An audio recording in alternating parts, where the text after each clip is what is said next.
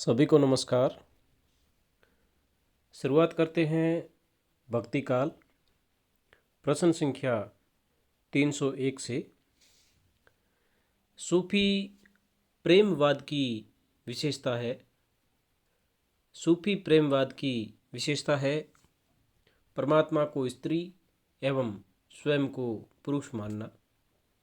सूफी प्रेमवाद की विशेषता परमात्मा को स्त्री एवं स्वयं को पुरुष मानना।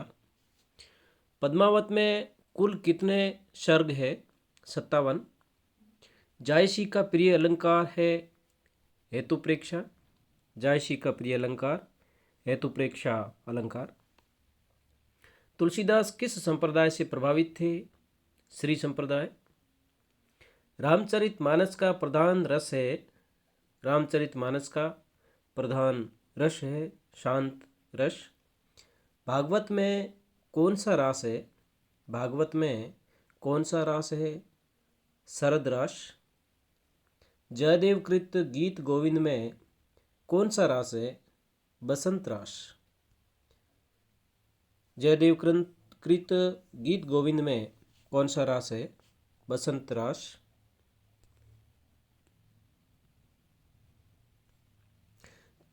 चैतन्य मत का दार्शनिक सिद्धांत अचिंत्य भेदाभेद को एक सुदृढ़ आधार किसने दिया?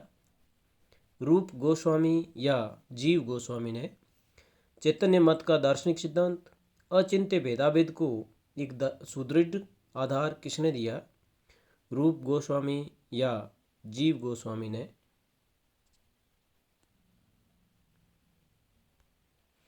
भक्ति के 3 मार्ग मर्यादा मार्ग, प्रवाह मार्ग और पुष्टि मार्ग किसने माना?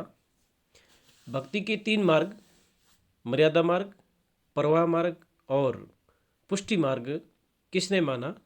वल्लभाचार्य ने। अष्टछाप कवियों में काव्य सौष्ठव और भाषा की प्रांजलता की दृष्टि से सूरदास के बाद किसको महत्वपूर्ण माना जाता है? अष्टछाप कवियों में काव्य सौष्ठव और भाषा की प्रांजलता की दृष्टि से सूरदास के बाद किसको महत्वपूर्ण माना जाता है? नंददास को। किस संप्रदाय में राधा का विग्रह कृष्ण के साथ नहीं होता है? राधा वल्लभ संप्रदाय में। मीरा ने किस मंदिर में भजन करते हुए अपना शेष समय या शेष जीवन व्यतीत किया? रणछोड़ मंदिर, द्वारिका।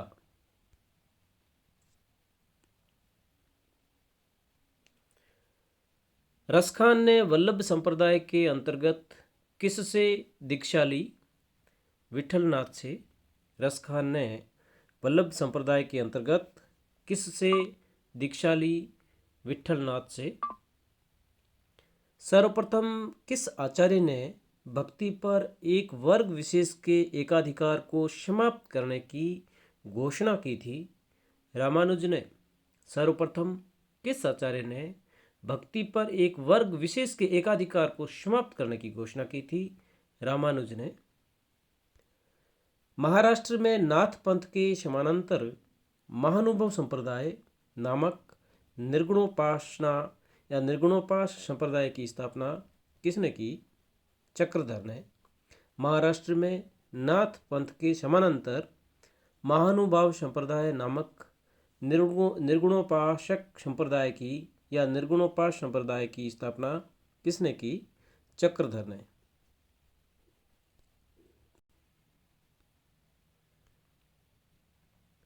संत पुंडलिक ने किस संप्रदाय की स्थापना की? वारकरी संप्रदाय।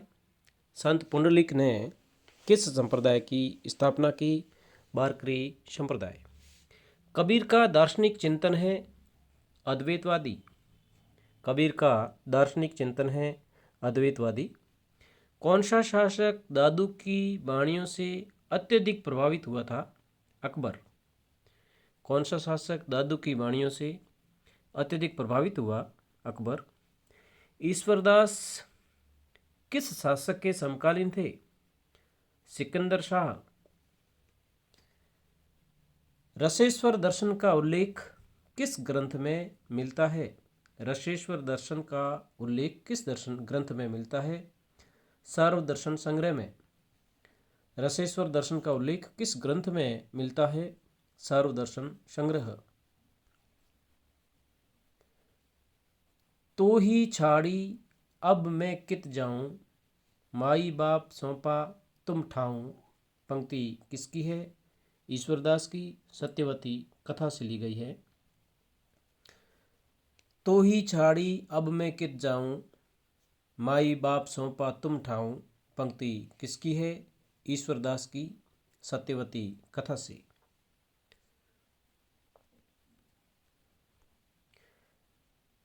पद्मावत के अनुच्छेदों को कहा गया खंड। पद्मावत के अनुच्छेदों को क्या कहा गया? खंड। संपूर्ण प्रेमाख्यानों में केवल 2 ही ग्रंथ जिनमें इतिहास का सहारा लिया गया। संपूर्ण प्रेमाख्यानों में केवल 2 ही ग्रंथ है जिनमें इतिहास का सहारा लिया गया, पद्मावत और चिताई वार्ता।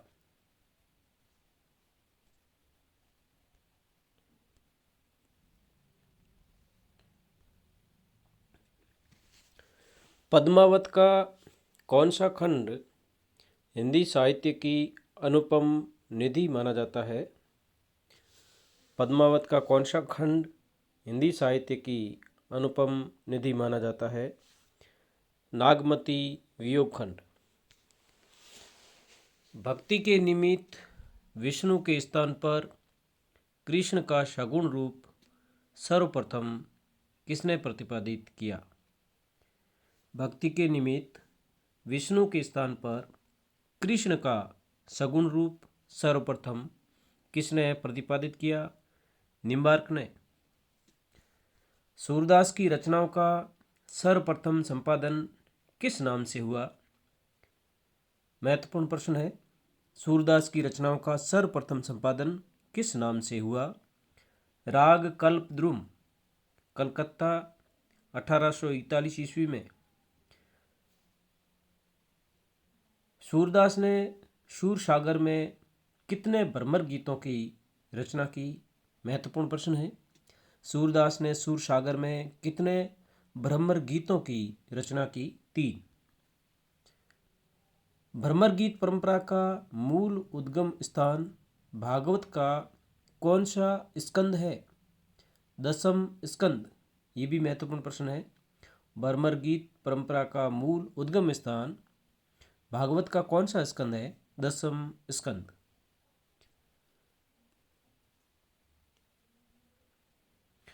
तुलसीदास के किस ग्रंथ में भ्रमर गीत प्रसंग आया है? कृष्ण गीतावली में। तुलसीदास के किस ग्रंथ में भ्रमर गीत प्रसंग आया है? कृष्ण गीतावली। अष्टचाप का वह कवि कौन था जिसके एक पद को सुनकर वल्लभाचार्य कई दिन तक बेहोश रहे? बहुत ही महत्वपूर्ण प्रश्न है। अष्टचाप का वह कवि कौन था जिसके एक पद को सुनकर वल्लभाचार्य कई दिन तक बेहोश रहे? परमानंद दास।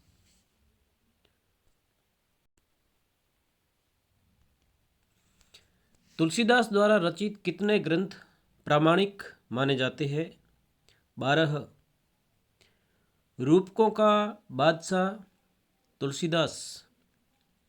आचार्य शुक्ल के अनुसार तुलसीदास थे स्मार्त वैष्णव।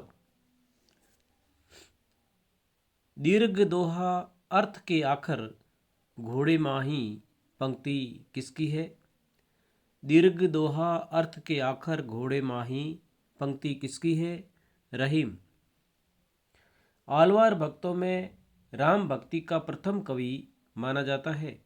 आलवार भक्तों में राम भक्ति का प्रथम कवि माना जाता है षटकोप। सहस्र गीत पुस्तक जिसमें राम की उपासना का उल्लेख है किसकी है? षटकोप की। सहस्त्र गीत पुस्तक षटकोप। सर्वप्रथम गलता में अजमेर या गलता अजमेर में आया हुआ है। सर्वप्रथम गलता में रामानंद संप्रदाय की गद्दी किसने स्थापित की? कृष्णदास पैहारी।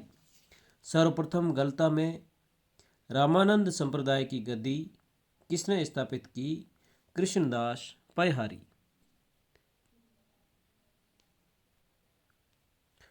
रामानंदी संप्रदाय में उत्तर भारत का तोताद्री कहा जाता है। रामानंदी संप्रदाय में उत्तर भारत का उत्तर तोताद्री कहा जाता है गलता, जो कि अजमेर में स्थित है। तपसी शाखा के प्रवर्तक किलहदास। तपसी शाखा किलहदास। रसिक संप्रदाय अग्रदास। रसिक संप्रदाय अग्रदास का है। तपसी शाखा किलहदास।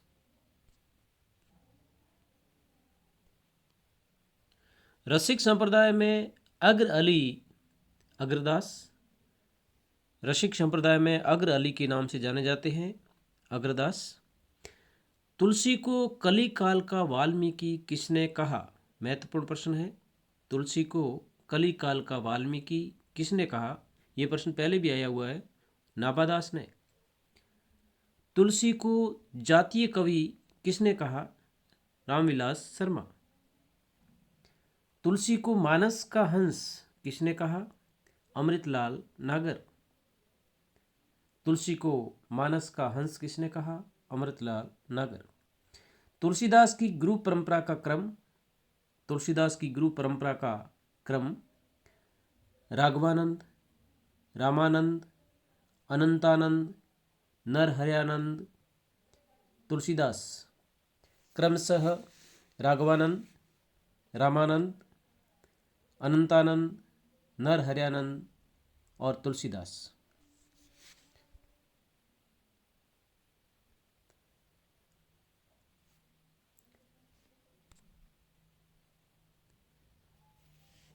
तुलसीदास के गुरु नरहरिदास, नरहरिदास के गुरु अनंतानंद, अनंतानंद के गुरु रामानंद, रामानंद के गुरु राघवानंद।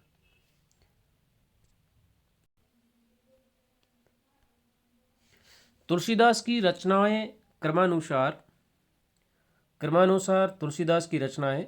सबसे पहले वैराग्य संदीपनी, रामाज्ञ प्रश्न, रामलाल नच्छू, जानकी मंगल, रामचरितमानस, पार्वती मंगल, कृष्ण गीतावली, गीतावली, विनय पत्रिका, दोहावली, बरवे रामायण और अंत में कवितावली।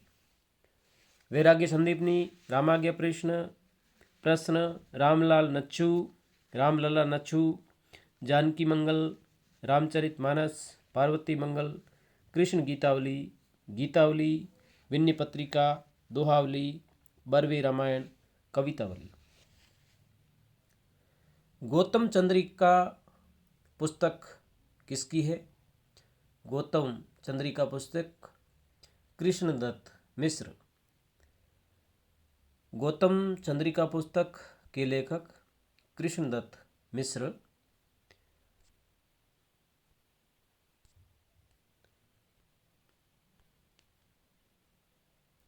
रामचरितमानस में कितने दोहे व कांड या सर्ग है? रामचरितमानस में 1074 दोहे व 7 सर्ग है। धन्यवाद साथियों। अग्रिम वीडियो का नोटिफिकेशन सबसे पहले पाने के लिए आप इस चैनल पर नए हैं तो सब्सक्राइब करें, लाइक करें और अपने दोस्तों में शेयर करें। अधिक जानकारी के लिए हिंदी साहित्य वस्तुनिष्ठ यूट्यूब पर विजिट करें, उसको भी सब्सक्राइब करें। धन्यवाद।